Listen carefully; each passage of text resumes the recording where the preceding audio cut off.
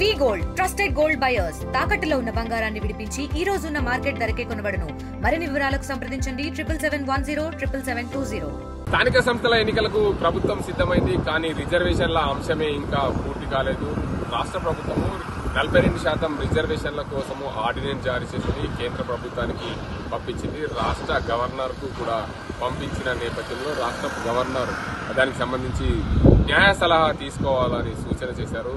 మొత్తంగా ఏదైతే తెలంగాణ రాష్ట్రంలో నిజామాబాద్ జిల్లాలో స్థానిక సంస్థల ఎన్నికల కోసం ఇప్పటికే అభ్యర్థుల ఖరారు ఓ అడుగు ముందుకేసినాయి ప్రధాన పార్టీలు. నిజామాబాద్ జిల్లా వ్యాప్తంగా చూసుకుంటే ఇటు ఉమ్మడి నిజామాబాద్ జిల్లాలో 1000కి పైగా గ్రామ పంచాయతీలు ఉన్నాయి. గ్రామ పంచాయతీలు ఇప్పటికే గ్రామ పంచాయతీల సర్పంచ్లతో పాటు ఎంపీటీసీ, జెడ్పీటీసీ ఎన్నికలకు సిద్దమవుతుంది. 42% రిజర్వేషన్తో ముందుకెళ్తే బీసీలందరూ ఐక్యంగా ఉండి బీసీ అభ్యర్థులు అధికంగా గెలుచుకోవచ్చనే ఉద్దేశం మీద రాష్ట్ర ప్రభుత్వం ఏదైతే బీసీ రిజర్వేషన్ల అంశం తెరపైకి తెచ్చిన నేపథ్యంలో ఆర్డినెన్స్ అయితే జారీ చేసింది. కానీ ప్రతిపక్షానికి సంబంధించిన కేంద్రంలో బీజేపీ పార్టీ అధికారంలో ఉంది. బీజేపీ పార్టీకి సంబంధించిన ఎమ్మెల్యేలు, ఎంపీలందరూ కూడా కేంద్ర ప్రభుత్వంపై ఒత్తిడి చేసి రిజర్వేషన్లకు సంబంధించిన బిల్లును పాసు చేయాలని చెప్పి రాష్ట్ర ప్రభుత్వం వారిపైన ఒత్తిడి పెంచింది. అదేవిధంగా ఏదైతే తెలంగాణ రాష్ట్రంలో ఉన్న 8 మంది ఎమ్మెల్యేలు, 8 మంది ఎంపీలు అందరూ కూడా దానికి సంబంధించి ఆర్డినెన్స్ ను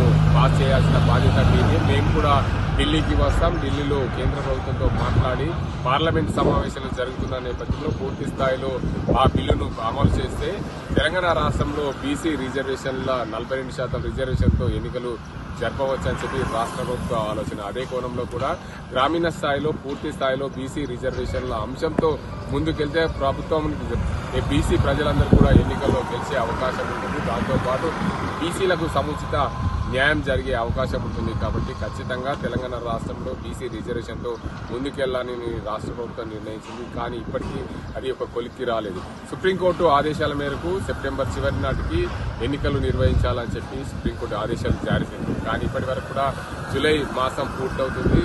ఆగస్టు, సెప్టెంబర్ మాసాలు ఉన్నాయి. ఆ 2 నెలల్లో కూడా పూర్తి స్థాయిలో ఎన్నికలు జరిగితే ఆ sarpanch, MPTC, ZPTC, municipal corporation, municipal councillor ఎన్నికలు జరపవచ్చనే ఆలోచనతో 42% రిజర్వేషన్ అంశాన్ని రాష్ట్ర ప్రభుత్వం తీసుకొచ్చింది. కేంద్ర ప్రభుత్వం ఆమోదించాల్సిన అవసరం ఉంది. అందులో భాగంగానే పూర్తి స్థాయిలో తెలంగాణ రాష్ట్రంలో ఈ గ్రామీణ ప్రాంతాల్లో స్థానిక సంస్థల ఎన్నికల కోసం సిద్దమవుతున్నాయి. స్థానికంగా ఉండే పార్టీలన్నీ కూడా ముఖ్యంగా గ్రామీణ స్థాయిలో బడుగు బలహీన వర్గాల వారు అధికంగా ఉంటారో వారి నేపథ్యం, వారికి సంబంధించిన ఆధిపత్యం చెలాయించాలంటే బీసీ రిజర్వేషన్ అమలు కావాలి. బీసీ రిజర్వేషన్ అమలు అవుతే ఆ కులాలకు వారిగా ప్రతిపాదన జరుగుతుంది. ప్రతిపాదించిన నేపథ్యంలో వారికి సముచిత న్యాయం జరుగుతుందనే ఆలోచనతో ప్రభుత్వం చేపట్టిన బీసీ రిజర్వేషన్ అంశాన్ని కేంద్ర ప్రభుత్వం త్వరితగతిన అమలు చేస్తే బీసీ రిజర్వేషన్లతో ఎన్నికలు జరపవచ్చనే రాష్ట్ర ప్రభుత్వ ఆలోచన. అందులోనే భాగంగా ఇప్పటికే రాష్ట్ర ప్రభుత్వము ఆర్డినెన్స్ ఇచ్చింది. ఆర్డినెన్స్ ను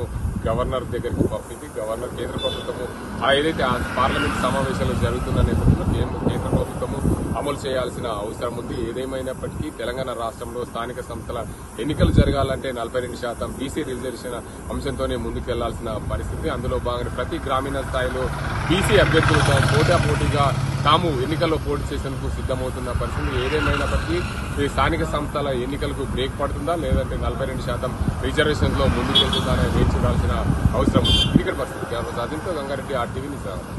తెలుగులో ఫాస్టెస్ట్ న్యూస్ యాప్ ఇప్పుడు కొత్త అవతారంలో 5 సెకండ్లోనే పూర్తి వార్తా సమాచారం మీ చేతిలో.